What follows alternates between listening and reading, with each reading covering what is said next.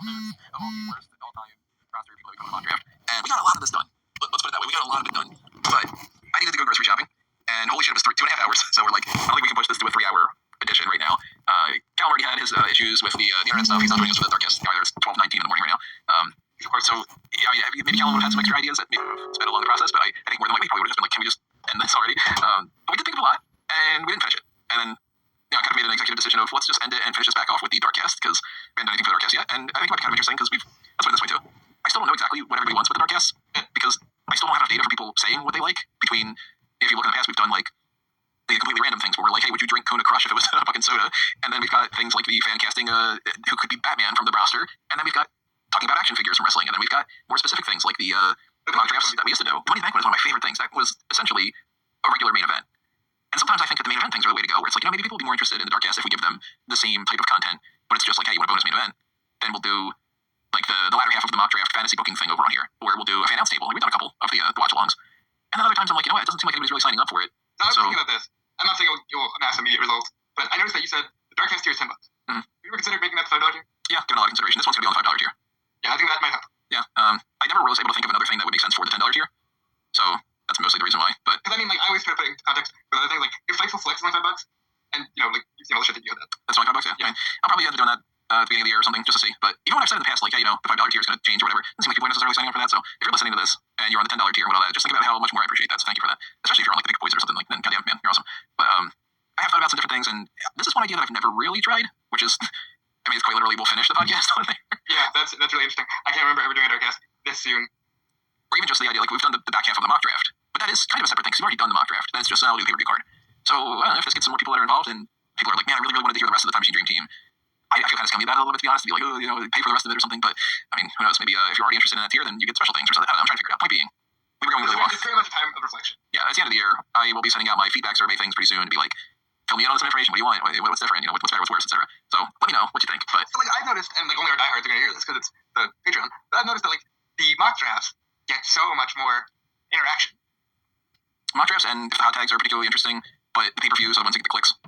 So it's very deceptive because I can tell that like the people that are already following like certain things, but then you got to try to draw more people, and nobody's clicking on like the completely random top rope list of an obscure thing. They're clicking on things like the news type stuff and the pay-per-view predictions, and so I hate trying to play the algorithm game.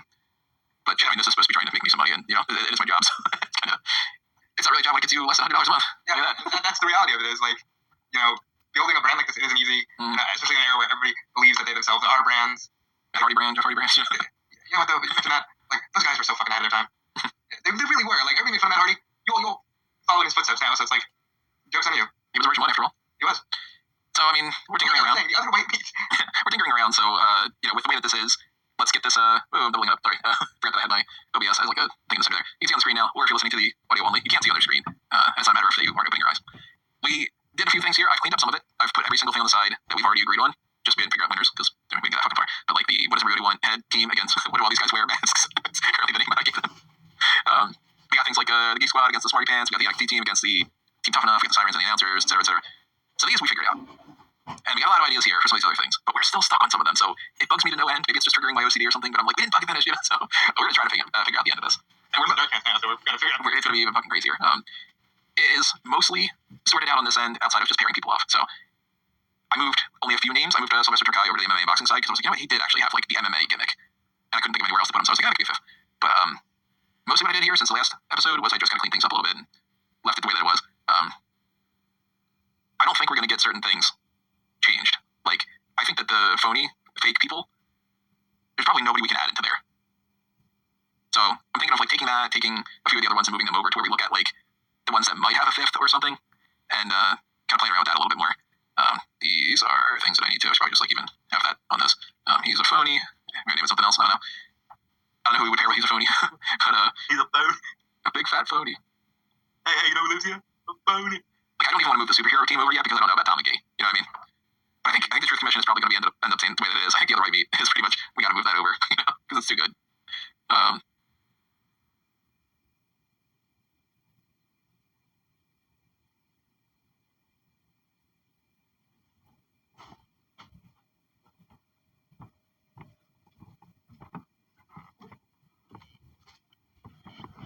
What the heck?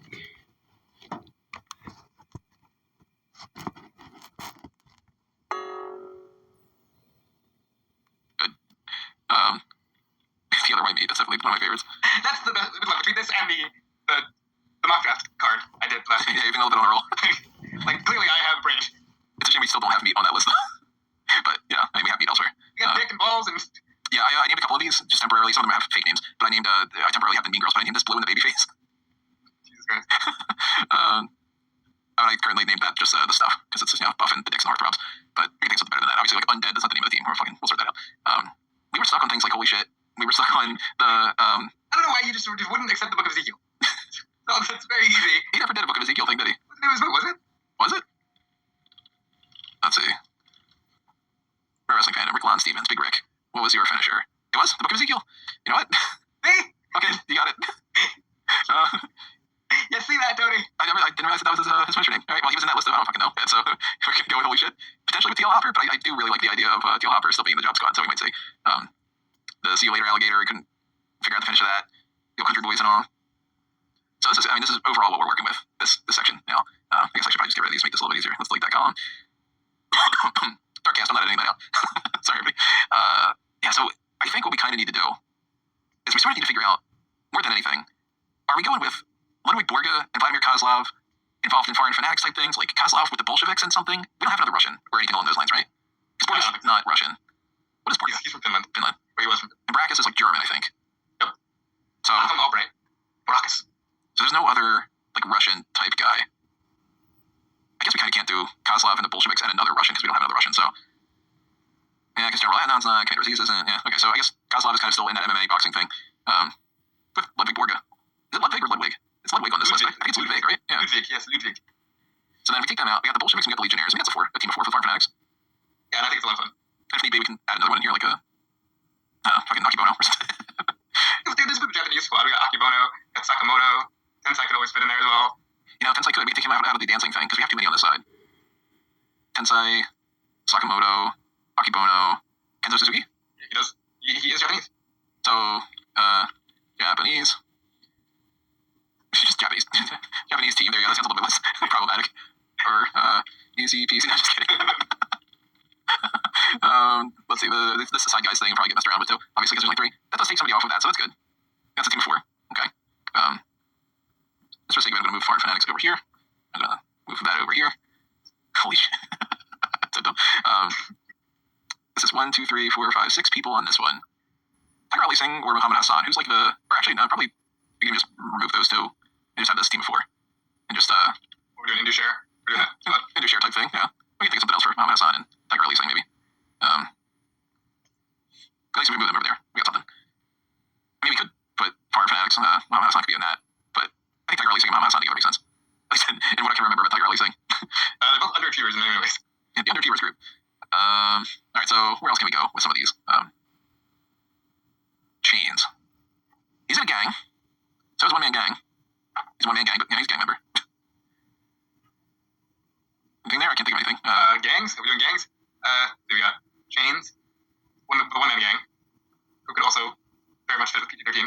And Public Enemy for reasons. I don't know, I can't think of it. Like, I guess Decent Dollar are kind of a gang. We got them in the Greaser type thing with the Mean Street Posse, but we could play around with that too.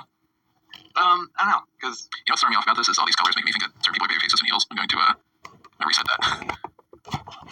I have Deborah on here just because she's the only woman that we haven't figured out anything for yet, so she probably just won't be a part of it. I can't think of anything for Ho Ho Loon. I can't think of anything for... He could have been the Ho and Holy Shit, man. That's, just... I try here. Yeah, we still might end up putting him in there. Yeah, it's not set in stone. Ho Ho Loon niches. It was well done, all about. They were Harvey Whippleman, like, they just sort of... They were a generic... Imagine maximum male models, but they don't give them personality. Like, they're just a tag team that exists to get squashed by bigger tag teams. Are they trying to do like a Chip and Dale thing? I don't know, because I'd have to look up like their stuff when they were actually, being used as a team with being used. It looks like they're against the squad team here. No, that's with Adam Bomb and that's Quang. Is it Quang or Quang? Pretty sure they're doing that. Why is Jericho? Oh, because it's Smoky Mountain. I guess it's popping up. That's weird. Yeah. Head Trickers versus Well Done. Yeah, what the fuck were these gimmicks? They were Timothy Well and Stephen Dunn. They were well done. But they got like the lips on them, so like I didn't give them any personality. I wonder if you read that, like if that's like a full feature. Consider considered among the sneakiest and most cunning athletes in the tag team division, so they were heels for sure. Let's see, journeyman, etc., aggressiveness, okay, whatever. That doesn't really explain much. So they are just kind of people that don't have much of a gimmick, but they're heels. Right. That's not much to go with then.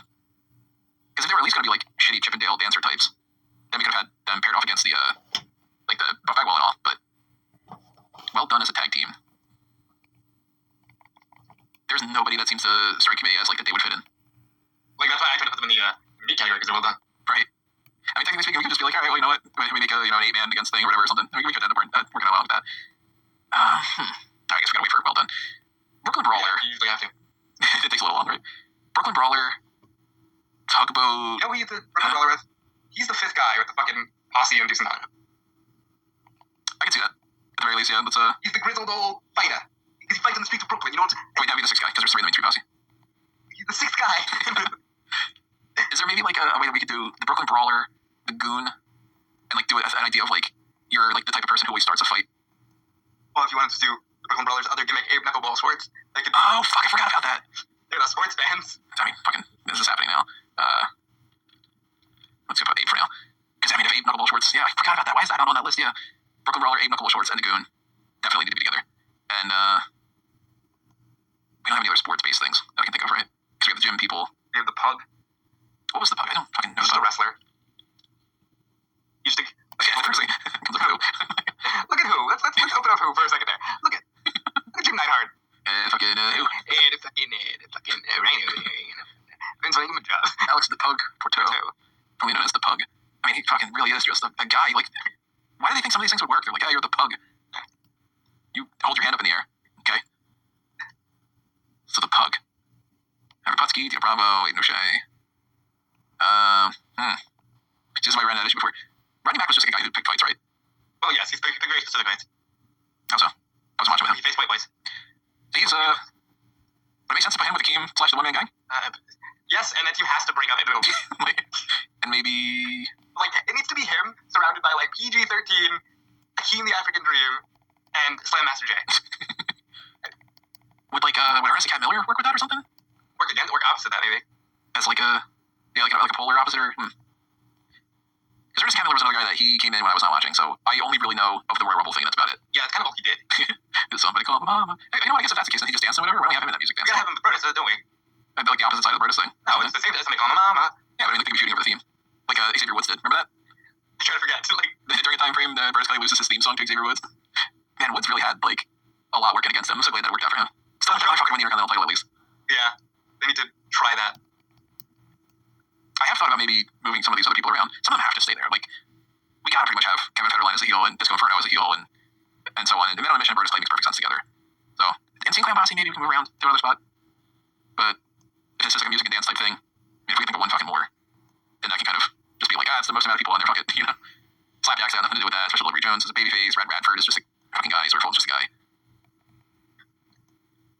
Strada, Ricardo, Coachman. Yeah, like after a certain point, they're really like, you know what you could do? Where do we have Sylvan and Conway right now?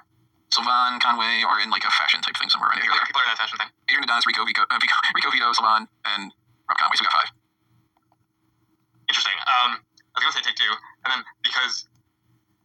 So what you can do? Are you attached to the idea of the Mountie in some type of group of nails?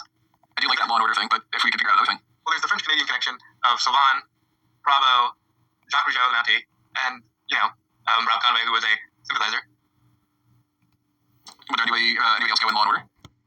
Well, I mean, I had said earlier, Adnan and Aziz. It could be Chains. He's in a biker gang. He's a biker gang, I like it. So it could be David Otunga, Nathan Jones, Chains, and Nails. And then you got, who was it's kind of like a La Resistance of sorts, where you got Bravo, Mountie, Sylvan, and Conway. Rob Conway, Sylvan, Mountie, and who's the other one? Rico? Bravo. Bravo. Yeah. I'm fine with that.